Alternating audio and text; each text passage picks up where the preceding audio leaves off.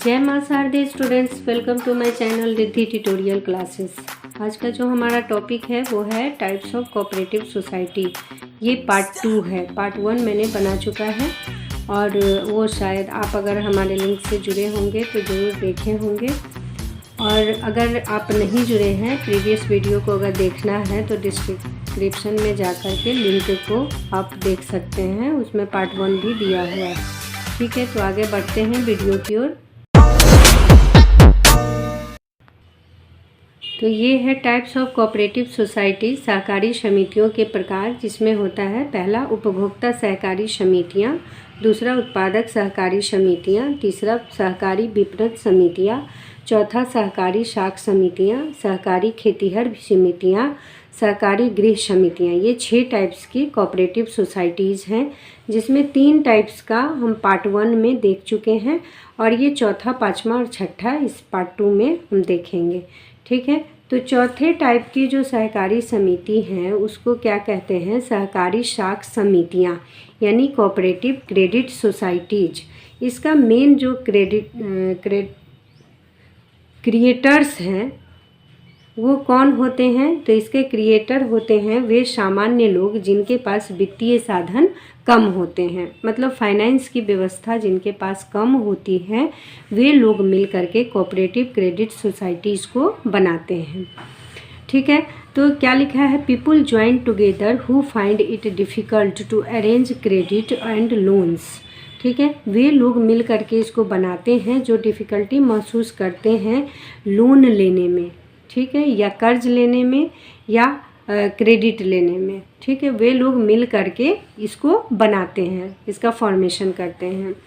दूसरा, capital contributed bye members. यहाँ का जो कैपिटल का स्रोत है वो क्या है? जो मेंबर्स के द्वारा कैपिटल कंट्रीब्यूट किया जाता है वो मेन सोर्स होता है। ठीक है, protect members from exploitation of money land, low interest on loans. ठीक है, यहाँ पे क्या कहता है कि मेंबर्स को साहूकारों के चुंगल से छुटकारा दिलाने के लिए और कम इंटरेस्ट पर, बिल्कुल लो इंटरेस्ट पर लोन दिलाने के लिए ही इसका फॉर्मेशन किया जाता है।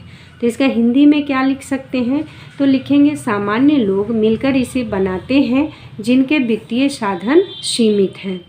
ठीक है, सदस्यों को साहूकारों के चुंगल से मुक्त कराने तथा उचित ब्याज की दर पर आसान शर्तों पर ऋण प्रदान करने के उद्देश्य से सहकारी शाख समितियों का गठन होता है।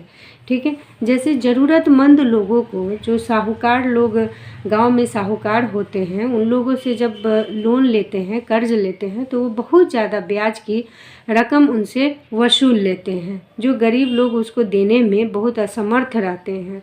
इसीलिए उन साहूकारों के चुंगल से ही मुक्त कराने के लिए इस कोऑपरेटिव क्रेडिट सोसाइटी का गठन होता है। और क्या कहता है कि इन समितियों के कोष फंड के 3 स्रोत होते हैं। क्या क्या इसका सोर्स होता है, इसका फंड कहाँ से आता है? तो पहला तो ये होता है कि अंश पूंजी, मतलब शेयर कैपिटल होता है जो इनके मेंबर्स ने जमा किया है। दूसरा, सदस्यों द्वारा जमा किया गया धन होता है। तीसरा, बाहरी लोगों द्वारा जमा किया धन। इस कोऑपरेटिव क्रेडिट सोसाइटी में बाहरी लोग भी अपना धन को जमा करते हैं यहाँ। तो इनका मुख्य बेसिक फंक्शन क्या होता है? तो जमा को स्वीकार करना होता है, और दूसरा, सदस्यों को उचित ब्याज की दर व आसान शर्तों पर ऋण को देना इसका मेन फंक्शन होता है।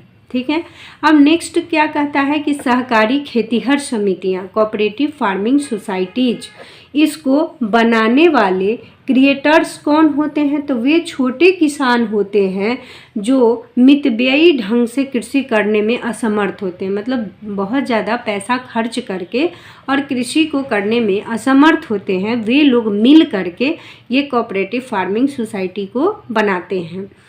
तो क्या लिखा है? Small farmers join together to get benefit to mechanised farming. For example, farmers pool their lands to get benefits. मतलब क्या कहता है कि इसमें छोटे किसान जुड़ करके बेनिफिट उठाने के लिए कृषि से बेनिफिट उठाने के लिए एक साथ जुड़ करके काम करते हैं और अपने छोटे छोटे लैंड के टुकड़ों को एक साथ जोड़ लेते हैं और फिर उससे बेनिफिट को उच्चतम स्तर का जो कृषि होता है उसको करने में सहायता मिलती है। उनको एक बड़ा ह्यूज अमाउंट तैयार हो जाता है लैंड का।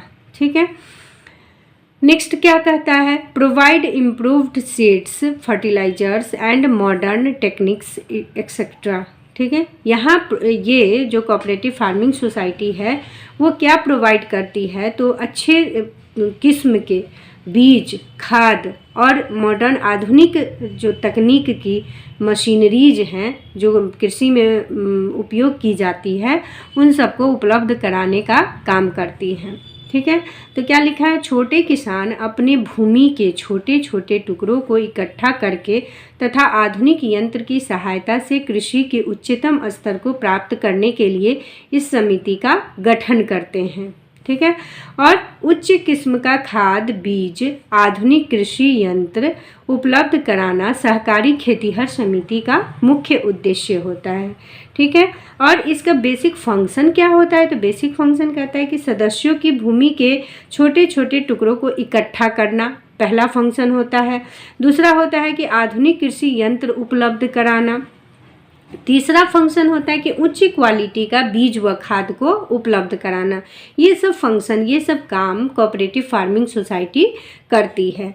ठीक है, और नेक्स्ट हमारा क्या है, नेक्स्ट एंड लास्ट छठा टाइप का जो कोऑपरेटिव सोसाइटी है वो क्या है, तो सहकारी गृह समितियाँ यानी कोऑपरेटिव हाउसिंग सोसाइटीज़। इसमें कहता है कि provide residential houses to members, रिहायशी मकान सदस्यों को उपलब्ध कराने के लिए इसका फॉर्मेशन होता है। ठीक है, purchase big plot of land, construct flats on it, sell flats to members on easy term and condition, provide loans to members to build houses and at low cost. ठीक है, तीसरा provide civic amenities like parks, parking, swimming pools, gyms etcetera. क्या कह रहा है कि हिंदी में इसका मतलब है कि सदस्यों को रिहायशी मकान अथवा भूमि को उपलब्ध कराने का काम करता है कोऑपरेटिव हाउसिंग सोसाइटी, और भूमि को क्रय करना इसका मेन काम होता है, भूमि का विकास करना।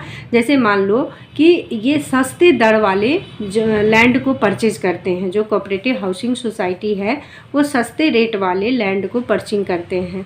तो सस्ते रेट वाले जो लैंड होंगे वो हो सकता है कि गड्ढा वाला ज़मीन हो सकता है या फिर पानी वाला ज़मीन हो सकता है, तो उसके विकास का पहले काम करना होता है। तो भूमि का विकास करते हैं, मतलब उसमें मिट्टी बालू ये सब भरवा करके उसका विकास करते हैं, करके उस पर मकानों का निर्माण करना। फिर उस पर क्या करते हैं कि मकान का निर्माण करवाते हैं और सदस्यों को मकान आवंटित करना आसान शर्तों पर मकान उसमें से आवंटित किया जाता है, जिसका जो शर्त होता है वो काफ़ी ईजी होता है।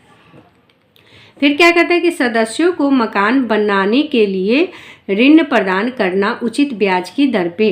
ये हाउसिंग सोसाइटी जो है वो बनाने के लिए भी, हाउसेस को बनाने के लिए लोन भी प्रोवाइड करती है अपने मेंबर्स को, और काफ़ी लो कॉस्ट पे, ठीक है, लो इंटरेस्ट पे।